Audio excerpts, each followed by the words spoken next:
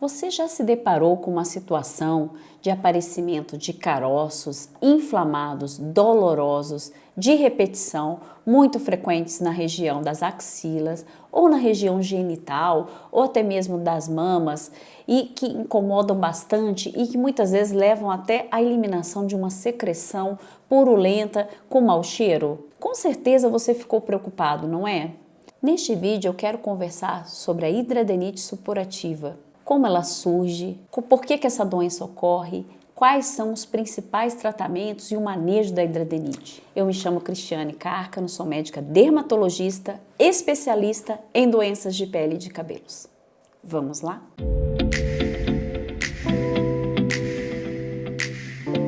O que é então a hidradenite supurativa? A hidradenite supurativa é uma doença inflamatória da pele que compromete áreas onde tem pelos. Então ela tem uma predileção por algumas áreas do nosso corpo, como por exemplo as axilas, a região das mamas, pode acontecer no couro cabeludo e atrás das orelhas, a região genital, incluindo aí as nádegas e até mesmo a região genital masculina e feminina. É uma doença que cursa com o aparecimento de lesões dolorosas do tipo furúnculos. Então, uma doença que simula um furúnculo, porque normalmente elas são lesões nodulares, inflamadas, dolorosas e que costumam aparecer de repetição nessas áreas, em áreas que têm pelos.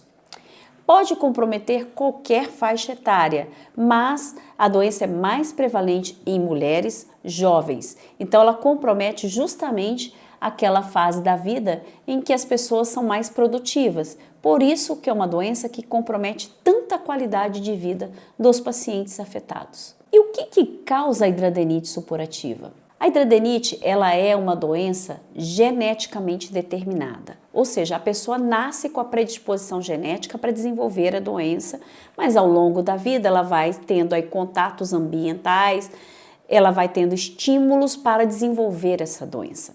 Existem dois fatores que são muito prevalentes nos pacientes com hidradenite supurativa que têm uma relação sim com o aparecimento da doença e com a manutenção dessa doença ao longo da vida.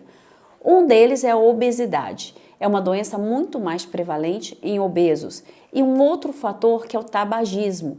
O consumo do tabaco, ele favorece o aparecimento da doença e também ele agrava essa doença. Ele favorece essa manutenção dessa condição clínica ao longo da vida. A hidradenite supurativa é uma condição clínica que pode estar associada a outras alterações. Então, todo paciente que chega com hidradenite, nós precisamos buscar aí por algumas alterações com associação alta com hidradenite. Por exemplo, obesidade ou sobrepeso, diabetes mellitus, hipertensão arterial sistêmica, que é a pressão alta, síndrome metabólica, que seria aquela resistência à insulina, pacientes que possuem artrite ou dor nas costas, doença inflamatória intestinal, como por exemplo doença de Crohn, retocolite ulcerativa e até mesmo alterações de pele, como por exemplo a acne. Então a hidradenite é uma condição clínica que pode estar associada a várias outras e que nós precisamos abordar o paciente nesse contexto mais sistêmico, integrado de toda a doença. Então ela não é só a pele que está alterada. Muitas vezes nós temos alterações em outros órgãos e precisamos dessa abordagem sistêmica e integrada do paciente. Condições psiquiátricas, normalmente, como a ansiedade, a depressão, o estresse, também podem estar associados com a hidradenite supurativa.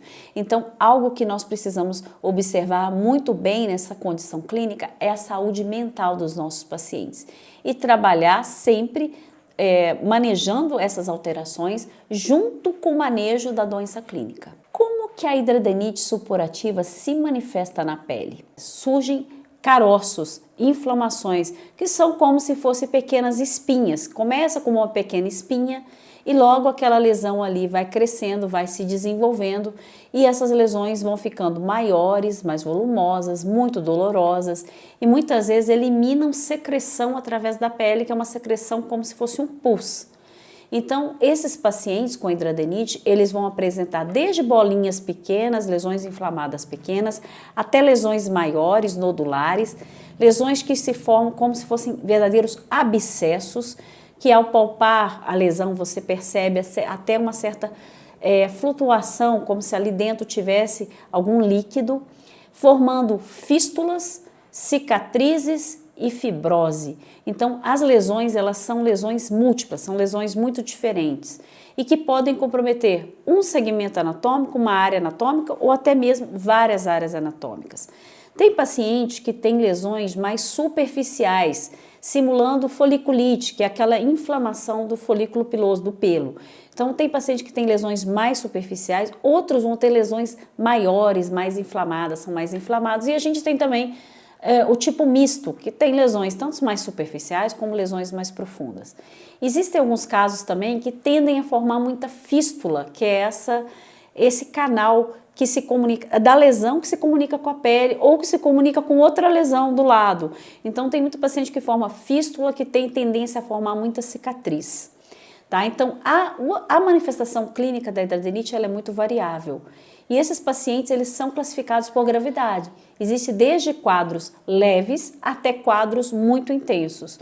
Que isso é baseado numa análise clínica, onde o médico faz a avaliação do que é nódulo, do que é abscesso, o que é fístula, onde que tem fibrose. Isso tudo entra nessa avaliação clínica que determina qual a gravidade, em qual grau esse paciente está. E isso é muito importante para a definição do tratamento da hidradenite supurativa. Como é o tratamento da hidradenite supurativa? A hidradenite é uma doença que se manifesta de várias formas na pele.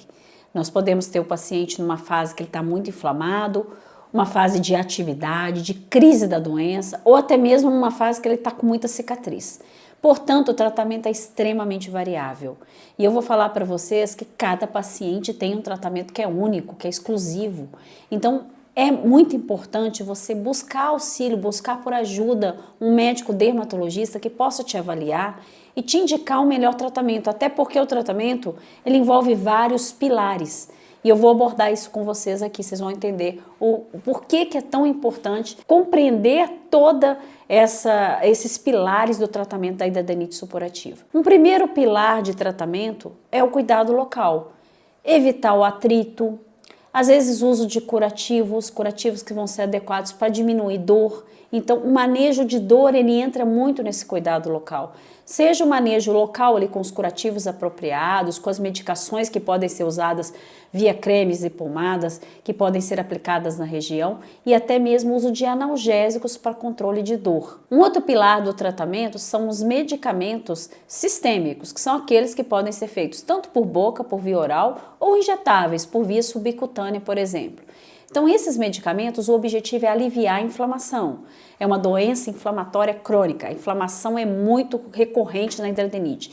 E os medicamentos vão basicamente aliviar a inflamação. E esses medicamentos vão desde medicamentos que são usados do grupo dos antibióticos, passando por corticoides, outros imunossupressores, agentes biológicos e também até mesmo medicamentos que vão fazer bloqueio hormonal naqueles pacientes que necessitam de ter um bloqueio hormonal. Por exemplo, mulheres que têm uma piora da hidradenite no período menstrual. Então, às vezes, o contraceptivo adequado que ela possa usar, ou mesmo medicamentos que vão atuar nesse bloqueio hormonal, como a espironolactona, a metformina, esse todo faz parte do arsenal terapêutico da hidradenite supurativa.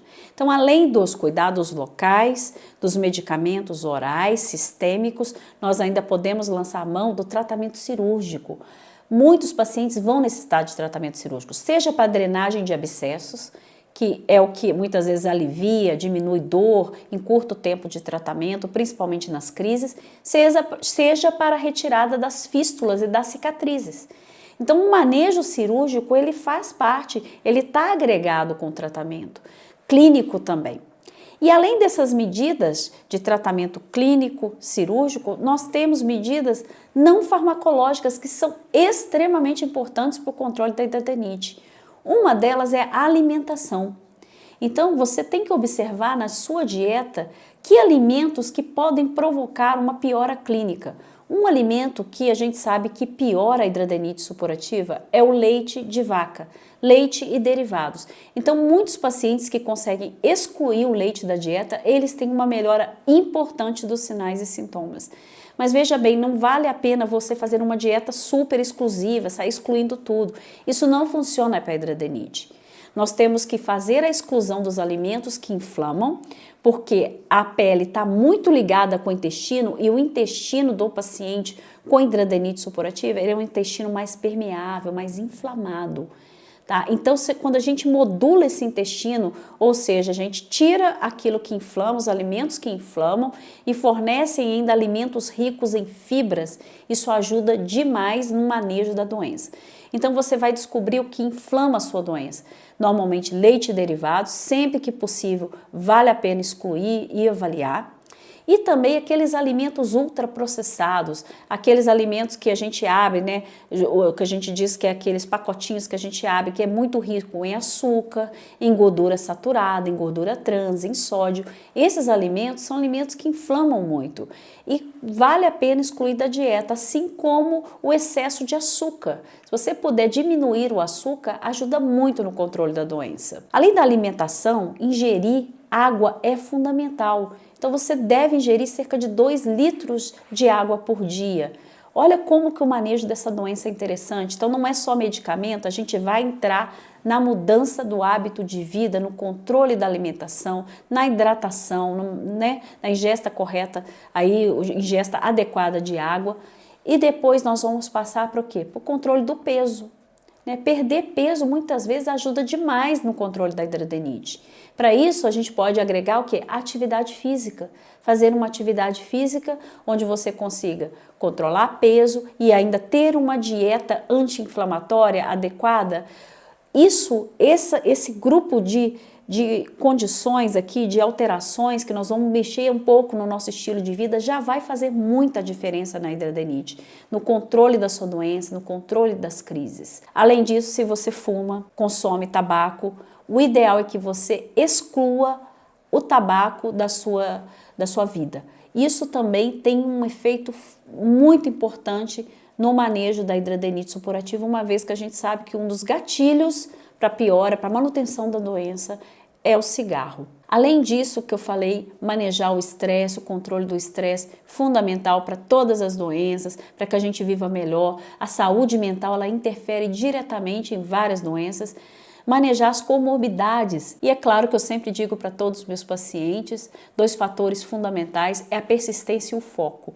Porque para que a gente mantenha todas essas mudanças nos nossos hábitos de vida, é fundamental persistência e foco, é dia após dia e as mudanças vão acontecendo progressivamente. Bom, eu espero que esse vídeo tenha sido útil para você. Se você gostou, dê um like, não se esqueça de se inscrever aqui no meu canal, ativar o sininho para receber as notificações dos nossos próximos vídeos. Toda semana tem conteúdo novo no canal, então não se esqueça aí de se inscrever aqui para me acompanhar. Eu aguardo você nos próximos vídeos.